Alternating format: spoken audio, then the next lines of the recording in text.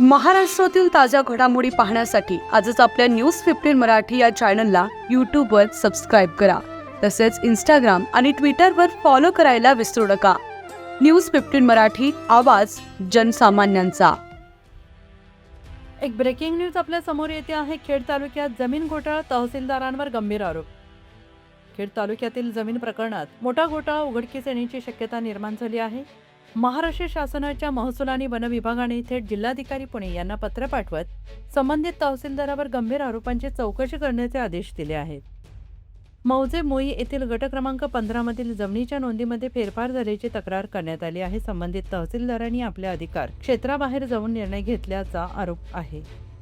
काय आहेत गंभीर आरोप? रद्द झालेल्या प्रकरणात पुन्हा हस्तक्षेप, जमिनीच्या नोंदींमध्ये संशयास्पद बदल, खोटे दस्त तयार केल्याचा संशय, कोट्यावधींच्या व्यवहाराचा मार्ग मोकळा. काय आहेत सरकारी आदेश? राज्य सरकारने या प्रकरणाची विभागीय चौकशी 3 महिन्यात पूर्ण करण्याचे आदेश दिले आहेत.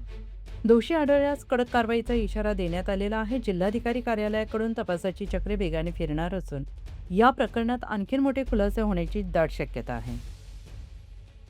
न्यूज 15 मराठी, विश्वनाथ केसवट, खेड.